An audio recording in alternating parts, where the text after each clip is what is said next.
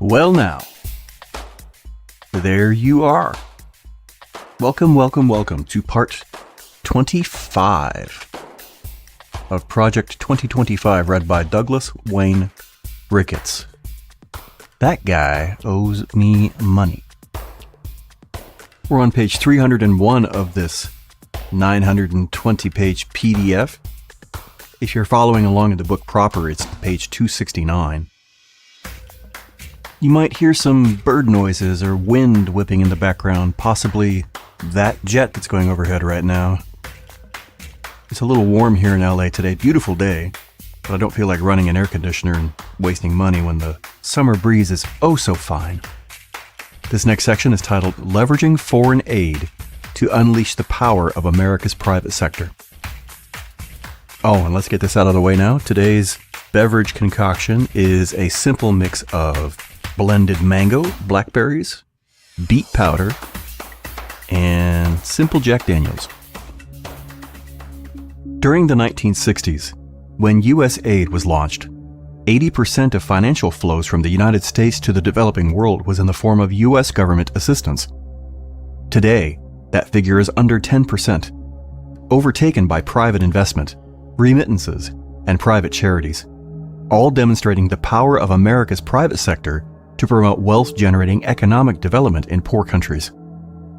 Leaders in the developing world routinely press U.S. officials about their preference for trade and investment, not aid.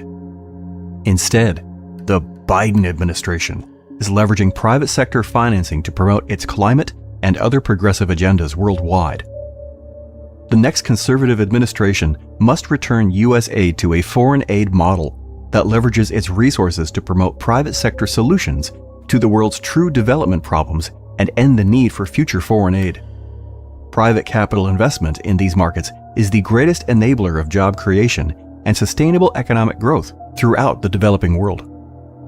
A key tool of American soft power leadership is the U.S. Development Finance Corporation, DFC. Launched in December 2019, DFC sought to unleash the power of America's private sector to advance our interests by providing emerging markets with blended financing opportunities to help end wretched poverty, create new markets for U.S.-made products, strengthen bilateral partnerships in strategic parts of the world, and offset China's predatory loans and investments. The Trump administration launched a U.S. aid/DFC working group to maximize development outcomes and review individual investment projects through a counter-China lens and ensure a cohesive interagency development response. As development agencies, U.S. aid and DFC must do a better job of aligning their respective activities and closely integrate both structurally and operationally. The easiest way to foster this alignment is to dual hat the role of DFC's Chief Development Officer so that he or she serves simultaneously in both institutions. Like all U.S. federal bodies, DFC should be restored to its original intent of deploying its commercial risk-reducing financial services instead of its current misuse as another global vehicle to promote economy-killing climate programs, meet irrelevant diversity objectives, and over-focus on low-impact or misguided gender-based activities. Branding. A deeply embedded culture within the foreign aid bureaucracy views public recognition of U.S. assistance as secondary to a larger philanthropic mission and is embarrassed by the American flag. Citing vaguely defined security concerns, U.S. aid's implementers, UN agencies, international NGOs, and contractors often fail to credit the American people for the billions of dollars in assistance they provide the rest of the world, even as they engage in self-promoting public relations to raise other donor funds. This approach has negative foreign policy implications as China relentlessly promotes its own self-serving efforts to gain influence and resources. Worst of all, malign actors sometimes appropriate credit for unbranded U.S. assistance. Houthi terrorists, for example, claim to provide for the people under their occupation with anonymous U.S. humanitarian aid. The United States is in a struggle for influence with China, Russia, and other competitors, and American generosity must not go unacknowledged. I love how conservatives are generally the type that think they're Christian, but Damn it, you better appreciate what I do for you. Give me credit, baby. So much for their generosity being between them and the God they believe in, huh? The next conservative administration should build on the Trump administration's branding policy, which revamped ADS Chapter 320 to force the aid bureaucracy to fully credit the American people for the aid they are providing. The senior advisor for brand management in the Bureau for Legislative and Public Affairs, LPA, discussed infra, should be a political appointee who is responsible for maximizing the visibility of U.S. assistance by enforcing branding policy on every grant, cooperative agreement, and contract. The LPA should liaise with counterparts at the U.S. Agency for Global Media, USAGM, to ensure local media pickup of these activities. Other offices and bureaus. Office of Administrator. The next conservative administration should leave in place the current structure of two presidentially appointed, Senate-confirmed deputy administrators, one for policy and one for management. The deputy administrators and the chief of staff must be individuals with extensive previous service in the executive branch, ideally at foreign affairs agencies, and be fluent in the language and practice of federal procurement. Bureau for Foreign Assistance. As noted above, the next conservative administration should name the USAID administrator as Director of Foreign Assistance, F, at the Department of State with the rank of Deputy Secretary. It should reorient the bulk of F staff from focusing on the formulation of the annual President's budget proposal to the execution of already appropriated resources. This should include eliminating the duplicative mission and bureau resource requests, speeding up the availability of appropriations by delivering to Congress within 60 days the report required by Section 653A of the Foreign Assistance Act, FAA, and fast-tracking the approval of congressional notifications, CNs, and other pre-obligation requirements. Management Bureau. As indicated previously, the next conservative administration should name a political appointee as USAID's Senior Procurement Executive and Director of the agency's Office of Acquisition and Assistance, M/OAA. Political appointees with the appropriate credentials, including warrants, should be placed within M/OAA, and the agency should exercise its authority to engage qualified experts from other federal departments and agencies and outside of government, if they are free of conflicts of interest, on the technical committees that review applications for USAID's contract and grant competitions. The administration should change the designation of USAID's competition advocate to an individual favorable to innovative types of contracts that can reduce the aid oligopoly's grip on the agency. There's a word you don't use very much, oligopoly. It means a market situation in which control over the supply of a commodity is held by a small number of producers. Office of Human Capital and Talent Management. As soon as possible after Inauguration Day, the next conservative administration should name a political appointee as USAID's Chief Human Capital Officer, CHCO, and Director of the Office of Human Capital and Talent Management. USAID's White House liaison must be an individual with substantial experience with federal personnel systems. The White House Office of Presidential Personnel should allow the USAID administrator to explore with counterparts at the Office of Personnel Management whether the agency could hire personnel under both the administratively determined authority and Schedule C of the accepted service of the Federal Civil Service. USAID should be one of the agencies to pilot test a reinstated Executive Order 13957, which created a Schedule F within the accepted service and should aggressively recruit and place candidates into term-limited positions under Schedule A of the accepted service, especially veterans. The new CHCO should examine how the existing members of the Senior Executive Service, SES, at USAID should be reworked throughout the agency and should institute an SES mobility program to encourage the regular rotation of senior career leaders, including through details to other departments and agencies. Bureau for Policy, Planning, and Learning. The next conservative administration should shift the policy functions of the Bureau for Policy, Planning, and Learning, PPL, to the Office of Budget and Resource Management, BRM, located in the Office of the Administrator.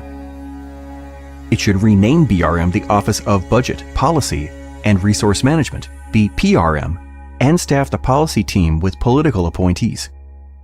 The administration should also move the responsibility for reviewing and processing proposed changes in USAID's Policy Bible, the Automated Directive System, ADS, from the Management Bureau to the new BPRM. Even before these changes, the Assistant Administrator for PPL should decree an immediate freeze on changes in the ADS and agency-wide policy documents to allow for the priority publication of amendments to reflect the new administration's viewpoint. All major agency policies should be reviewed and amended or withdrawn within the new administration's first calendar year in office. Bureau for Legislative and Public Affairs. The next conservative administration should invest no more than 10% of USAID's allocation of administratively determined politically appointed positions in the Bureau for Legislative and Public Affairs. A priority for these positions, combined with hires under Schedule A, should be the review and editing of the agency's public-facing web pages and social media accounts to eliminate material that does not conform to the new administration's policies. The agency should accelerate the review of congressional notifications within LPA and publish all CNs and congressional reports. To ensure consistency and clarity of public messaging, LPA should gain direct authority over the communication staff scattered through USAID's various bureaus and offices. LPA should expand its public-facing efforts to include conservative allies that are active in global development and humanitarian aid work, including industry groups, nonprofits, trade associations, foundations, and advocacy organizations, and correspondingly reduce the aid industrial complex's grip on USAID's corporate relationships. Office of General Counsel. Along with the Director of M/OAA, the General Counsel is one of the 2 or 3 most important positions at USAID and should be a priority for immediate appointments. Because proper legal interpretation of executive orders and internal USAID policy is crucial, the next conservative administration should recruit and appoint a commanding team of Schedule C attorneys in the Office of the General Counsel, OGC. Within weeks of Inauguration Day, OGC should issue clear guidance on the eligibility of faith-based organizations for U.S. aid funding. Office of Budget Resources and Management. The Director of Budget Resources and Management should be a political appointee empowered as part of the Administrator's senior management team. BRM's highest priorities should be to prepare the report required by Section 653A, according to the Administrator's guidance, institute a fast-track process for the submission of congressional notifications, and identify already appropriated resources to reprogram immediately to fund the new administration's priorities. The next conservative administration should consider prioritizing the placing of young political appointees in BRM over LPA. Bureau for Democracy, Development, and Innovation. A key outcome of the transformation of U.S. aid undertaken during the Trump administration, the Bureau for Democracy, Development, and Innovation, DDI, is the home for most of the agency's non-health, non-humanitarian funding, as well as almost all of its sectoral appropriations directives, including those that reflect the pet projects of individual members of Congress. The Bureau is the policy and financial nexus at USAID for most of the Biden administration's radical priorities in foreign assistance, including gender, climate change, and the promotion of identity-based politics.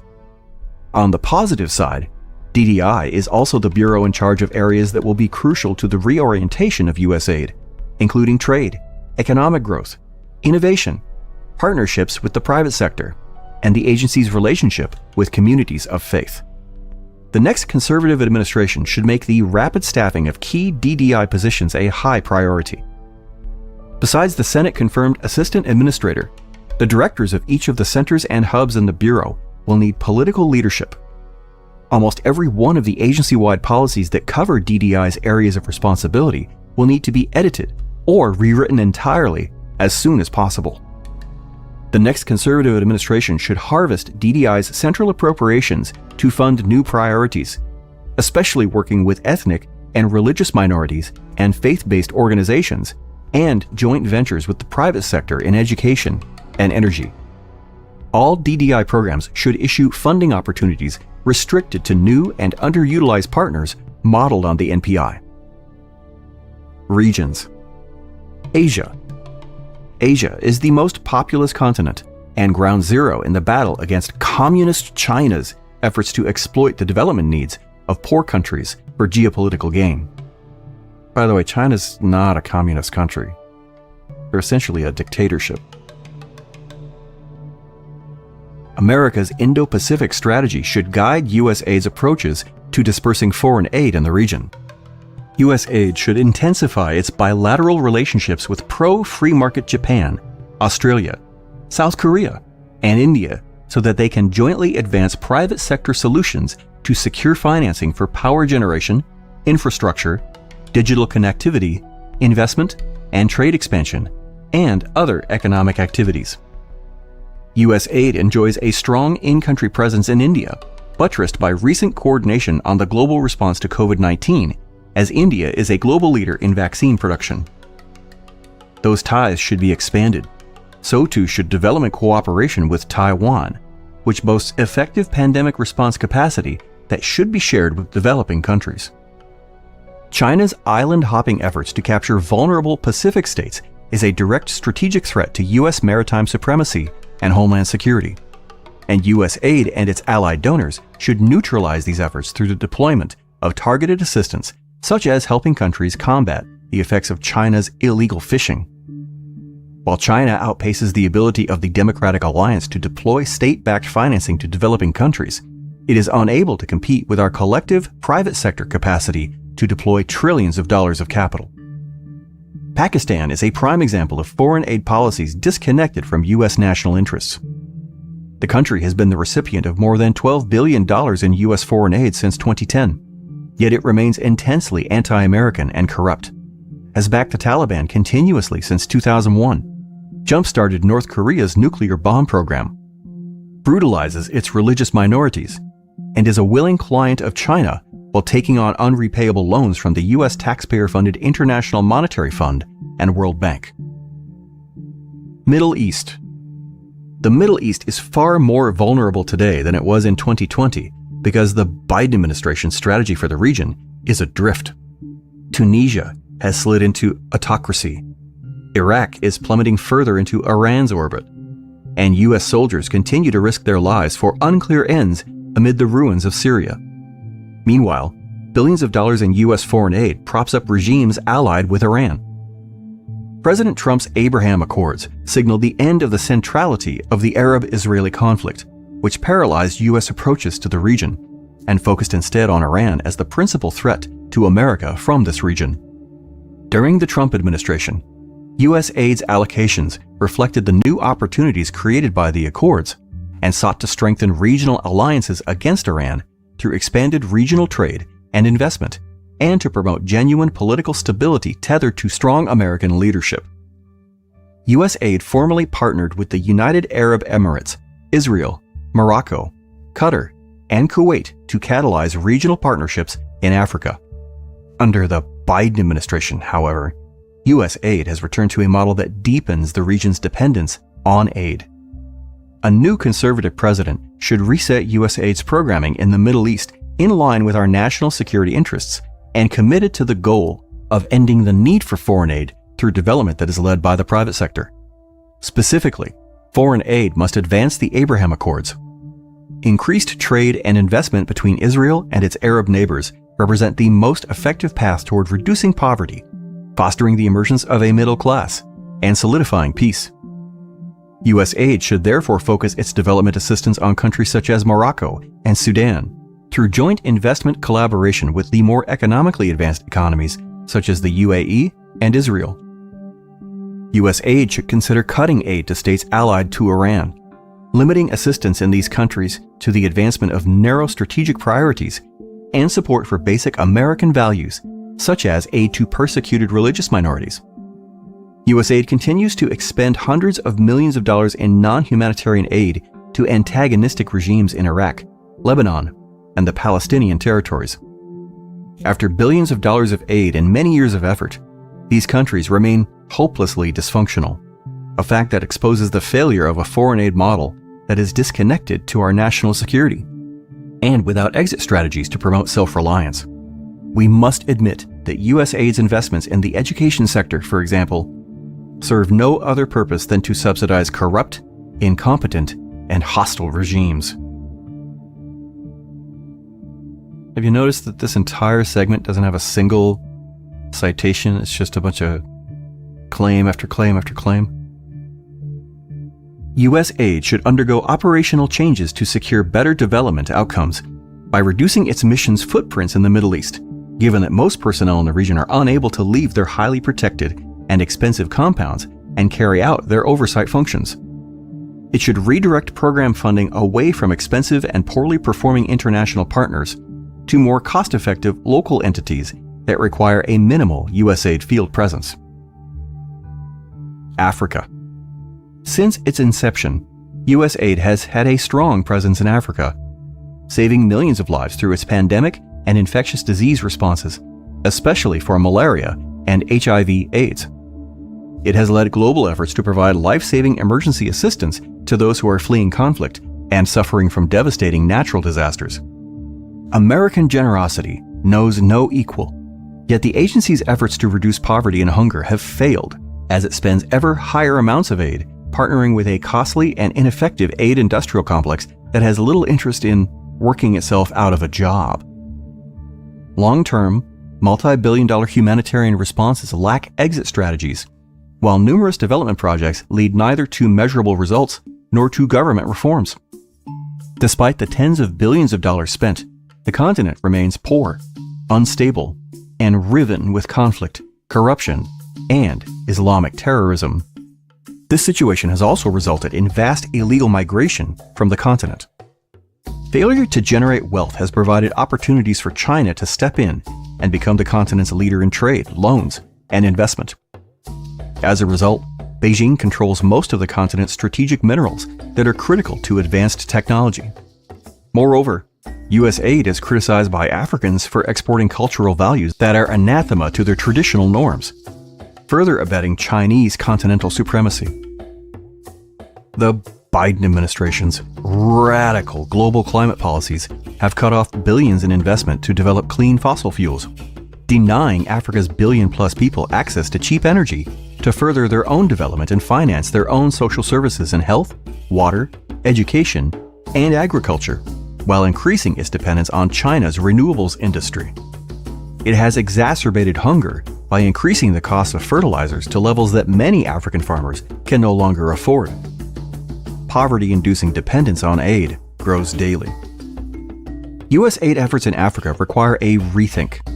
In 2025, U.S. aid will update its 5-year country development and cooperation strategies.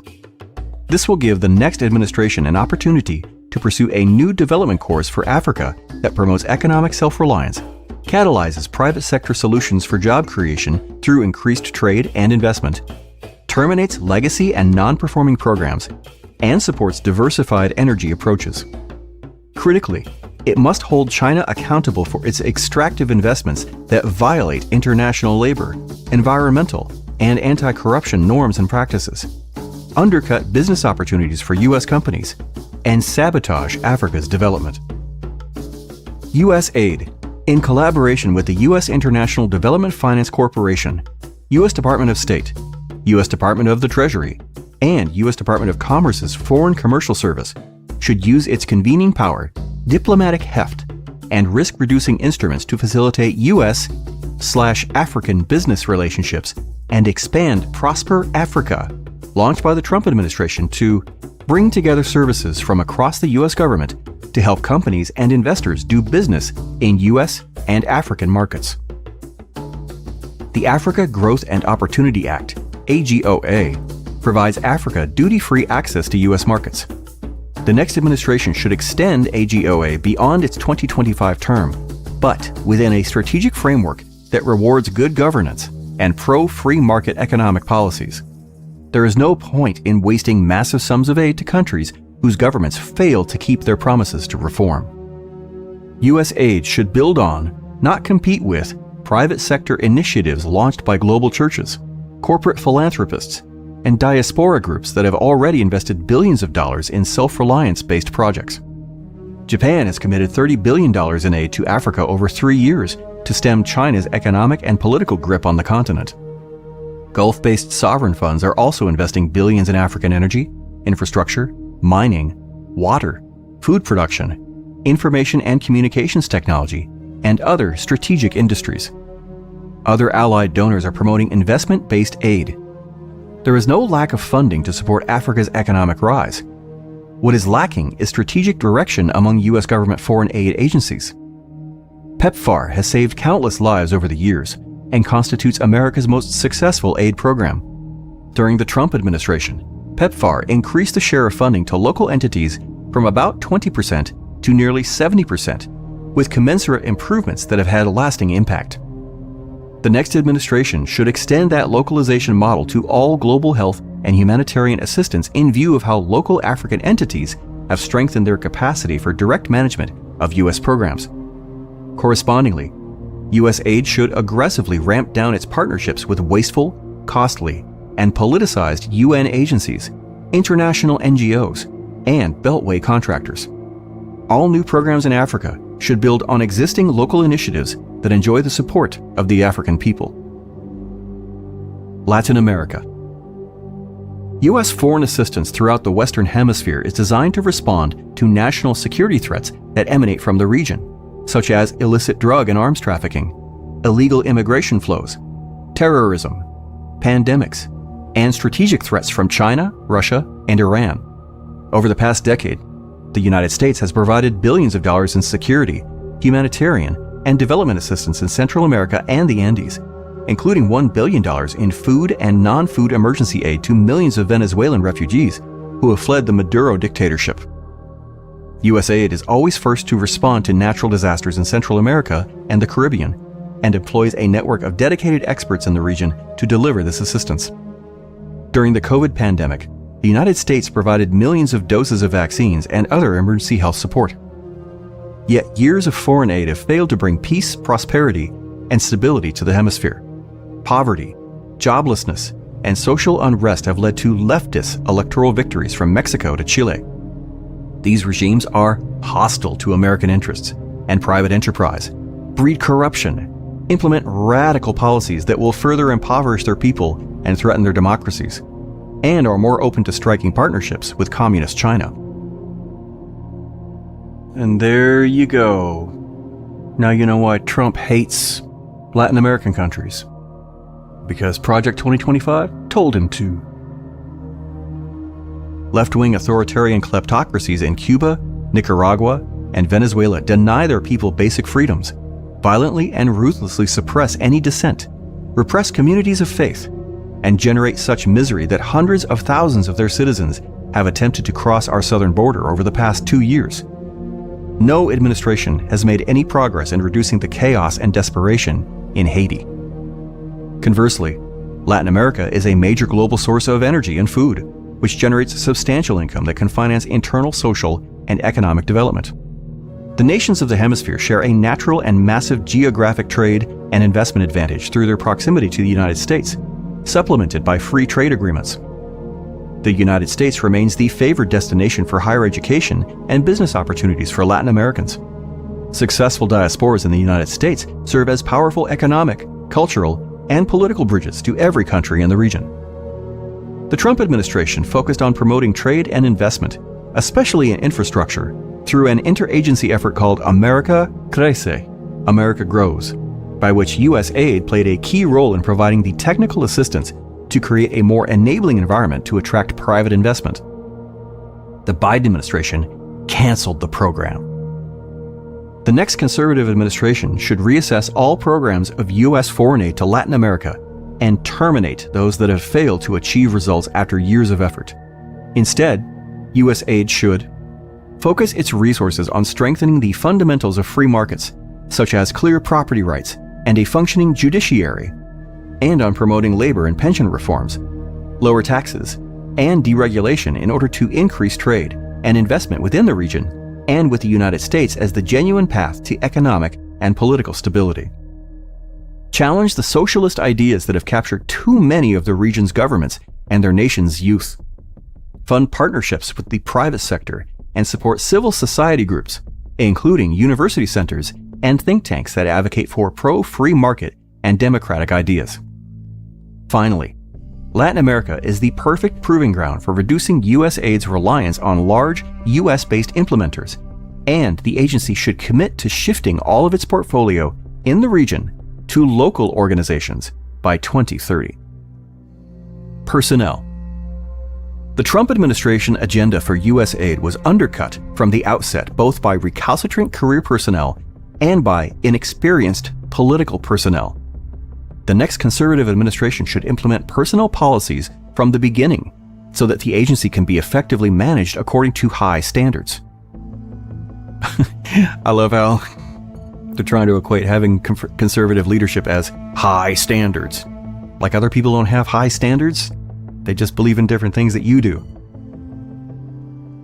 The rapid deployment of reforms will require key experienced personnel installed quickly at USAID's headquarters and missions. Delay will only impede progress. In general, areas of focus should be appointing effective lawyers in key positions, reforming career hiring and firing mechanisms, and getting a grip on the grant-making process. The administration should staff the Office of the General Counsel with at least 4 politically appointed attorneys, beside the General Counsel. The General Counsel should have 2 political deputies, one of whom should cover Human Capital and Talent Management, HCTM, and the other, the Office of Acquisition and Assistance, OAA. The administration should name a political appointee with long experience in federal personnel systems as USAID's Chief Human Capital Officer and Director of HCTM. This appointee would help to scope and shepherd position descriptions, clearances, and other components of the hiring process that are necessary for immediate onboarding while coordinating with the White House to bring in new appointees and make internal career employee changes. On day 1, USAID should halt all agency-wide training and replace it with training modules to advance the President's agenda. The administration should appoint a Senior Accountable Official, SAO, to report on the agency's adherence to administration policy priorities, including on protecting life in foreign assistance, critical race theory, climate change, gender, and diversity and inclusion. It should also create a program to staff hard-to-fill positions overseas.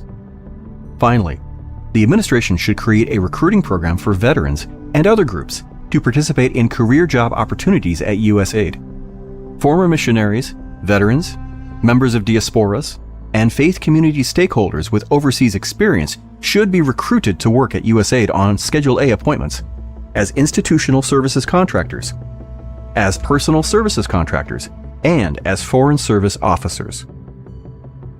Conclusion.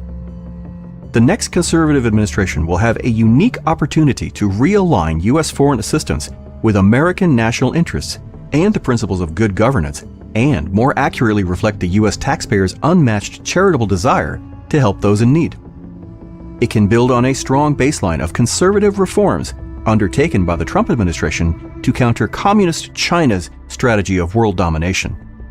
However, this will require that bold steps are taken on day 1 to undo the gross misuse of foreign aid by the current administration to promote a radical ideology that is politically divisive at home and harms our global standing.